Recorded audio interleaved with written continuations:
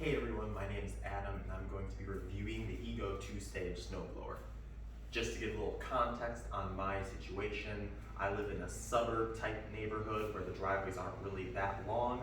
My driveway in particular is about 4 to 6 car length. I live in Wisconsin, so we have snow that ranges from a couple inches of really light, fluffy snow to 8 inches or even more of what could be heavy, dense, wet snow. Those two things can really impact your experience with a battery-powered snowblower. All right, so first and foremost, here are the batteries that came with mine. Two 7.5 amp hour batteries, 56 volts. The batteries also came with this dual charger, so you can have two batteries charging at once. Putting in the batteries is a very simple process. You just lift up this cover and then you have your two slots for batteries. So to put in your battery, you just simply put it in the side, and then as you push down, it clicks into place.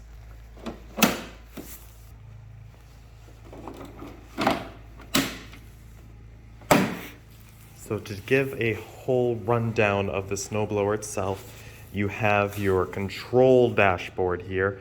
So to just go over each of the things here, this is your drive, this is your auger, this is your auger speed. You can kind of see all the different levels there. Power button, light control, drive speed. This is the shoot direction. And then this one is the shoot angle adjustment. So as you can see, as I move this forward, we'll see the shoot go down.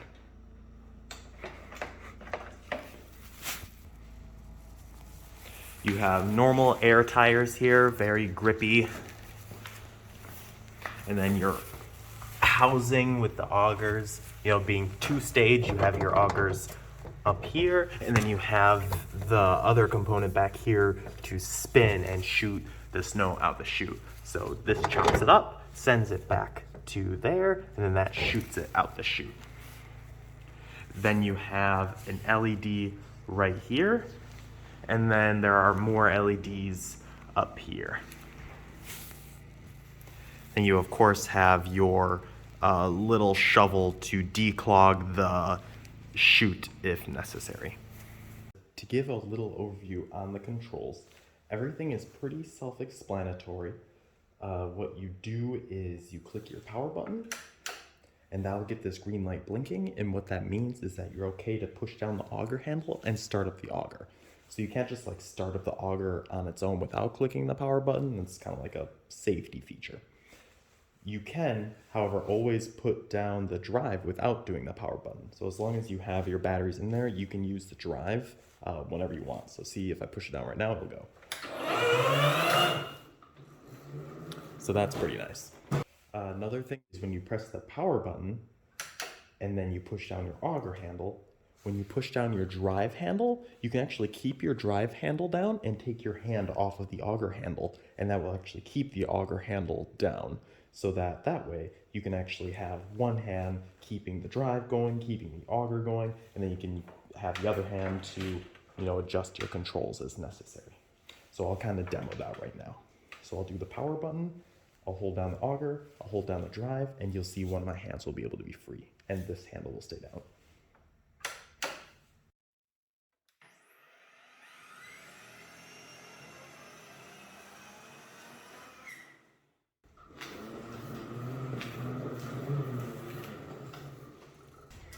Pros and cons of this snowblower. Pro number one, there's no gas smell. Previously with my gas-powered snowblower, as soon as I go out and take care of the snow, I'd go inside smelling like gas fumes. I really did not like that, and so I like not having to deal with that with a battery-powered snowblower. Pro number two, there's no regular maintenance like oil changes, lubing up parts, nothing like that. I don't have to worry about that, and that to me is worth it. Pro number three, there are more plastic parts on this battery-powered snowblower than many gas-powered ones I've seen. For example, the dashboard up here, the handles, they're all plastic. The battery housing, plastic. Even like right here, this is all plastic. And that's okay with me. Plastic is more resistant to water, you don't have rust to worry about. Now the parts that have direct contact with the snow, like the whole auger housing down here, that is metal. That makes sense to be metal because plastic just would not be able to handle the type of stress that that housing gets put under as you're going through, you know, snow that could have rocks and all that in it. So that to me is a good thing. The more plastic components, you have less rust to worry about. Pro number 4, I think the lighting on here is really good. When I click this button, you can see all the lighting come up. You can see the lighting down at the bottom too. It provides a lot of light, which is awesome, especially in the winters up north because you have so little daylight in the dead middle of winter. And so when you're going out snowblowing at 7 a.m., it could still be really dark, so the lighting is really nice.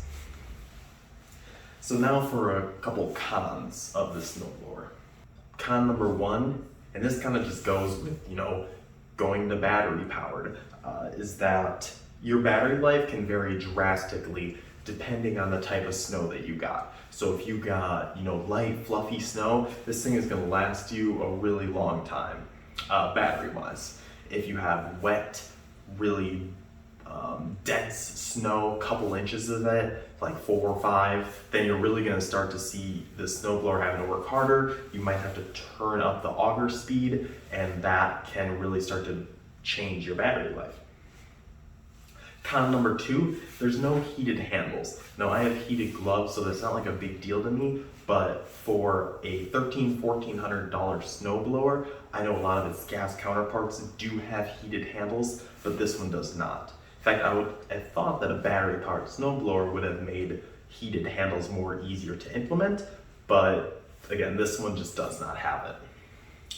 Con number 3, the auger chute adjustment is a little hard to move back and forth. So what I mean by that is, you know, to the left it moves completely fine. When you move it back to the right, it can be a little hard to kind of like push back. You kind of feel like you're gonna break it, but I haven't had that problem. But just wanted to make note of it. It's not just like so easy to move back and forth. You do have to kind of like put some pressure on it.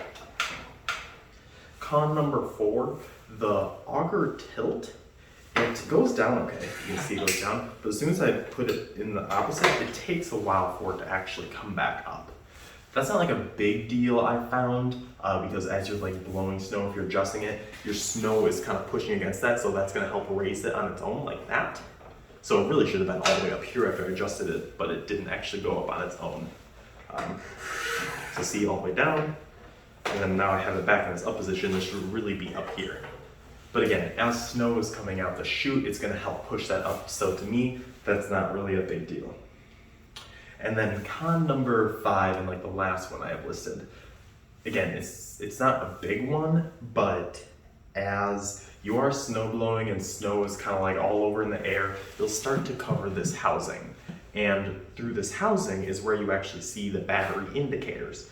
The snow will cover these so then you can't actually see how much battery you have left. So easy solution, you just wipe it off and then you can see it. So again, not a big deal, but you would have thought that there would have been some other way to better indicate it, maybe somewhere up here that wouldn't have gotten so snow covered that you didn't have to worry about doing that. So is the snowblower for you?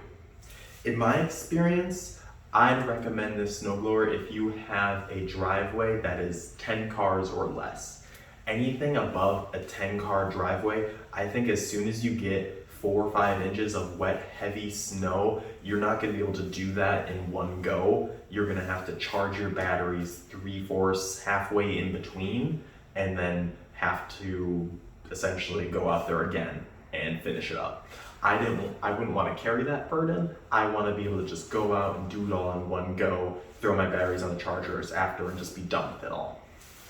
So again, if you have a driveway 10 cars or under, I think that regardless of the amount of snow, regardless of the type of snow, you should be able to get that in one go. What really matters though is the auger speed adjustment.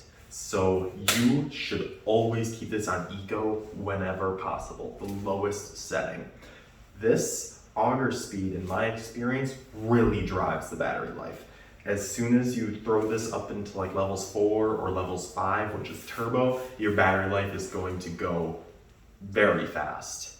So what I do is I go out there on eco, the lowest setting, I start, blowing snow. And then as soon as you start to have problems where maybe the snow isn't shooting out the chute far enough, maybe it starts clogging, or maybe it is just really wet, heavy snow and you just need more power behind it and you're not like pushing through it fast enough, move up the auger speed a notch and just kind of repeat that. If you're still kind of having clogging problems, if it's not pulling in the snow fast enough, move it up another speed. In my time using this, I have never had to use above a 3 level on this. So there's, again, the 5 levels, I've never had to go above 3. I've only had to use 2 and 3 when you're taking care of the snow that the plow leaves behind at the end of your driveway, which this really takes care of nicely, but you just might have to move up the auger speed, 1 notch from eco, maybe 2 if it's really bad, to get through that nicely.